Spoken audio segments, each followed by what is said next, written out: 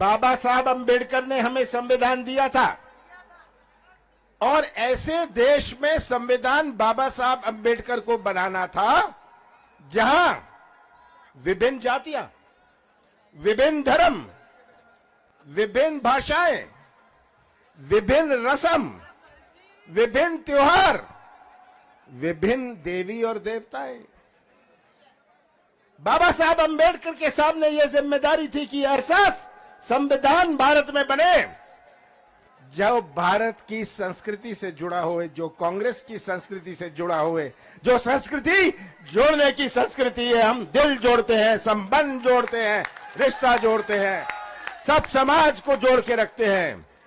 बाबा साहब अंबेडकर ने प्रावधान रखा, सुन लीजिएगा नौजवानों, ये बाबा साहब अंबेडकर ने प्रावधान रखा कि अगर कोई सांसद का निधन हो जाए, कोई विधायक का निधन हो जाए तो उपचुनाव होता है।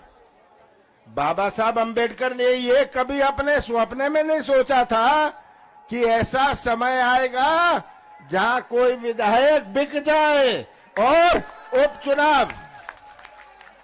उपचुनाव सौदेबाजी से करना पड़े, अपने देश में सौदेबाजी की राजनीति आ जाए। ऐसा कोई प्रावधान हमारे संविधान में नहीं था, क्योंकि बाबा साहब अंबेडकर चाहते थे कि अपने देश में स्वच्छ राजनीति हो, नैतिक राजनीति।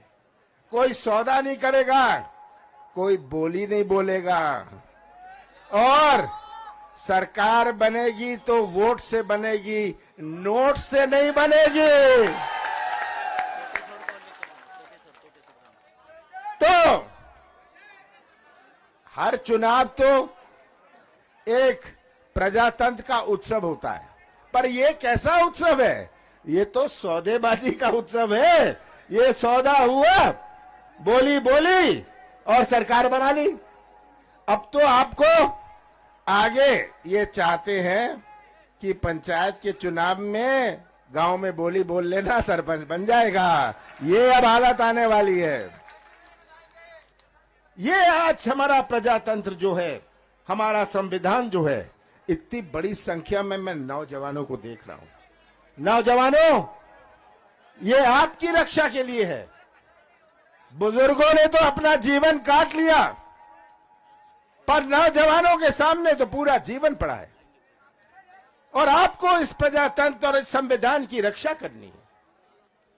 15 साल पहले तो 15 साल के बाद आपने फैसला किया था, और कांग्रेस की सरकार बनाई थी मध्य प्रदेश में, मध्य प्रदेश के मतदाताओं ने बनाई थी। 15 साल बाद मैंने दिसंबर 2018 में शपथ ली। 15 महीने कांग्रेस की सरकार चली, जिसमें से 2-2.5 महीने तो लोकसभा चुनाव और आचार संहिता में गया, 1 महीना सौदेबाजी में गया, 11.5 महीने थे जहां कांग्रेस की सरकार ने अपनी नीति और नीयत का परिचय दिया।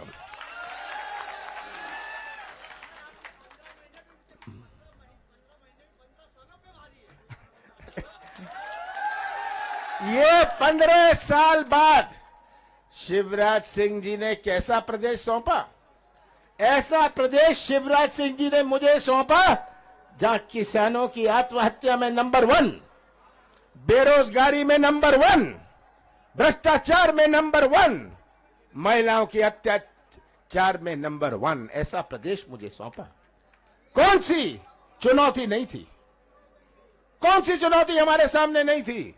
जब मैंने पद संभाला, हमारे कृषि क्षेत्र की चुनौती, आज 70% हमारे प्रदेश की अर्थव्यवस्था कृषि क्षेत्र पर निर्भर है। जिसकी किराने की दुकान गांव में है, वो किराने की दुकान तब चलती है, व्यापार तब चलता है जब किसान के जेब में कुछ पैसा हो, नहीं तो वो किराने की दुकान भी नहीं चलेगी। बदनावर का बाजार हो या धार का बाजार हो, ये तभी चलता है जब किसानों के जेब में कुछ पैसा हो।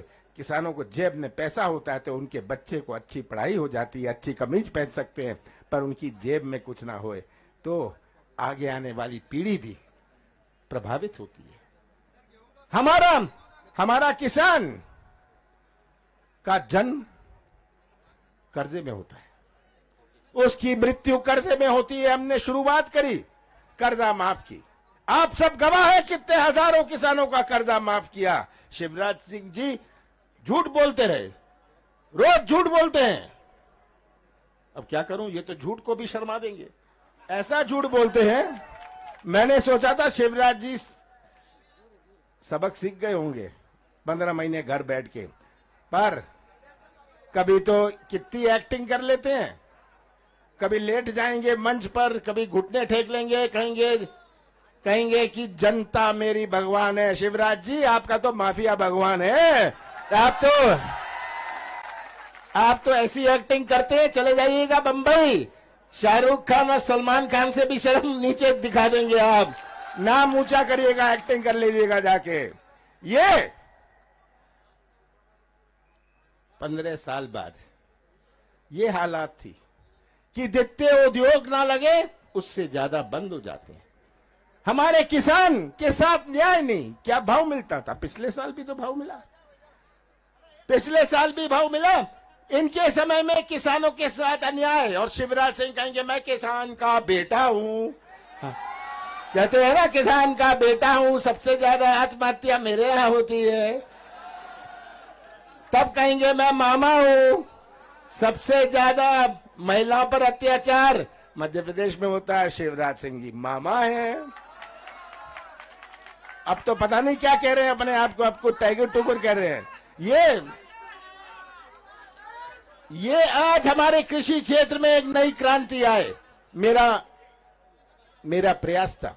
हमने शुरुआत करी थी पहले किस्त में, दूसरा किस्त चालू था। और शिवराज जी जितना भी झूठ बोले, विधानसभा में कहना पड़ा कि लगभग 27 लाख किसानों का कर्जा माफ हुआ है। पर शिवराज सिंह जी आपका झूठ तो पकड़ा गया। अब आगे आने वाले समय में देखिएगा, जब कांग्रेस की सरकार बनेगी, हम हर किसान का कर्जा माफ करेंगे 2 लाख रुपए तक का। आज हमें किसानों को आर्थिक दृष्टि से मजबूत बनाना है। हमारे किसानों के साथ न्याय हो, उन्हें अच्छी कीमत मिले, किसानों को मुआवजा मिले। कितनी बारिश हुई, किसान आज मुआवजा के लिए तरस रहे हैं।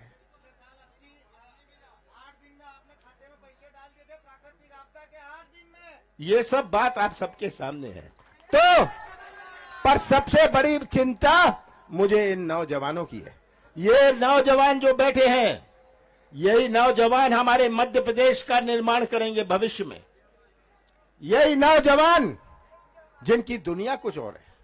हमारे बुजुर्गों की दुनिया कुछ और थी, आज के नौजवानों की दुनिया कुछ और है। सही बात है। आज का नौजवान में एक ज्ञान है, आज का नौजवान में एक अपनी सोच है। आज का नौजवान कोई ठेका नहीं चाहता, कोई कमीशन नहीं चाहता, वो तो व्यवसाय का मौका या अपने हाथों को काम चाहता है। पर 15 सालों में जितने उद्योग मध्य प्रदेश में लगे नहीं, उससे ज्यादा उद्योग बंद हो गए। कोई मध्य प्रदेश में आता नहीं। हमारा प्रदेश 5 प्रदेशों से घिरा हुआ है। एक मैन्युफैक्चरिंग हब हो सकता है। कोई माल बनाए यहां उसे तमिलनाडु बेचता है, वो पंजाब में थोड़ी ना लगाएगा, वो तो मध्य प्रदेश में लगाएगा। पर कोई आता नहीं है, कोई आता नहीं है, क्योंकि मध्य प्रदेश में विश्वास नहीं। आप भी उसी दुकान में जाते हैं जहां आपको विश्वास हो। कोई मध्य प्रदेश में निवेश लगाने को तैयार नहीं। और जब तक आर्थिक गतिविधि नहीं लगेगी, आर्थिक गतिविधि नहीं बढ़ेगी।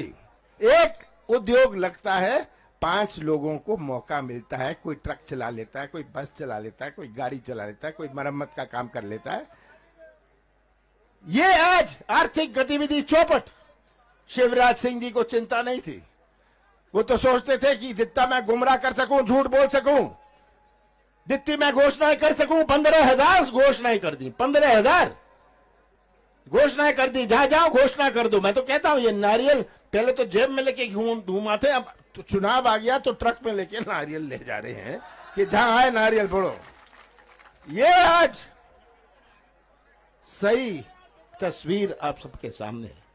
मुझे सबसे बड़ी चिंता नौजवानों की है कि हम मध्य प्रदेश में निवेश आए, हमारे नौजवानों का भविष्य बने। पर क्या मध्य प्रदेश की पहचान माफिया से होगी, मिलावट से होगी? मैंने माफिया के खिलाफ युद्ध शुरू किया। मैंने मिलावट शुद्ध का युद्ध शुरू किया। दूध का भाव बढ़ा, दूध का भाव बढ़ा ना, दूध का भाव बढ़ा, और क्योंकि शुद्ध का युद्ध था। ये माफिया को 15 साल संरक्षण मिलता रहा। ये जानते थे माफिया और मिलावट वाले कि कमलनाथ को ना पटा सकते हो ना दबा सकते हो। ये कौन सी गलती थी मेरी? कौन सी गलती थी? कौन सा गुनाह मैंने किया कि मैंने माफिया के खिलाफ मुहिम चलाया? कौन सा पाप मैंने किया कि मैंने शुद्ध का युद्ध शुरू किया? कौन सा पाप मैंने किया? कौन सी गलती मैंने करी कि किसानों का कर्जा माफ शुरू करने की? क्या कौन सी गलती मैंने करी कि 100 रुपए में 100 यूनिट बिजली की बात करी? कौन सी गलती करी मैंने? कौन सा पाप किया कि किसानों को आधे रेट में बिजली मिले? कौन सी गलती करी कि सबसे ज्यादा गौशाला अपने प्रदेश में पिछले 1 साल में बने? ये कौन सी गलती करी मैंने कि 27% आरक्षण हम अपने पिछड़ी जाति को देंगे? ये सब आपके सामने है, ये सब आपके सामने। और मुझे तो ये नौजवानों, ये आगे आने वाली पीढ़ी, हमारा कैसा मध्य प्रदेश भविष्य में बनेगा। 3 तारीख को ये तंबू नहीं रहेगा, 3 तारीख को ये झंडे नहीं रहेंगे, 3 तारीख को ये नारे और ये मंच नहीं रहेगा, पर 3 तारीख के बाद ये नौजवान और हमारे किसान तो रहेंगे। इनके भविष्य का क्या होगा? ये प्रश्न आपके सामने। जब झंडे उतर जाएंगे, जब ये तंबू उतर जाएगा, हमारे नौजवानों का क्या होगा? हमारे कृषि क्षेत्र का क्या होगा? हमारे जो किसान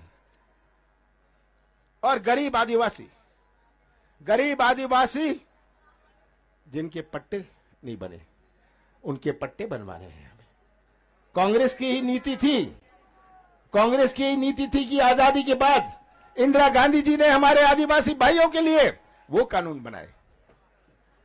इंदिरा गांधी जी ने कानून बनाए, राजीव गांधी जी ने वो कानून बनाए, हमारे आदिवासी समाज सबसे कमजोर वर्ग के लिए बनाए। ये इतिहास, नौजवानों, ये इतिहास आपको समझना है, क्योंकि ये भविष्य आपका है। और मैं तो आपसे इतना ही कहना चाहता हूं,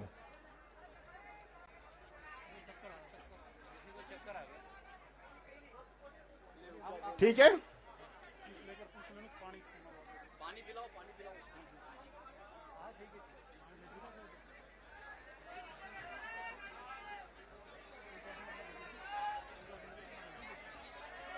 ज्यादा ना कहते हुए आपसे इतना ही कहना चाहता हूं कि ये तस्वीर आप सबके सामने है। आज नौजवानों का भविष्य कैसे सुरक्षित रहेगा? सबसे ज्यादा उत्पादन मध्य प्रदेश में मजदूरों का हुआ। आपने टेलीविजन में देखा मजदूर कोविड के बाद कैसे चलते हुए आ रहे थे। आपने कोई गुजरात का मजदूर देखा? नहीं देखा। मध्य प्रदेश का मजदूर जरूर देखा। ये आपको याद रखनी है बात। ये तस्वीर आप सबके सामने है और ये भारतीय जनता पार्टी हर चीज का उपयोग करेगी। उनके उम्मीदवार हर चीज का आपको बहकाने का कि मंत्री बनूंगा, छोड़िए। कमलनाथ जिम्मेदारी ले रहे हैं बदनावर की। आपको मंत्री तो नहीं मिलेगा पर मुख्यमंत्री आपको मिलेगा।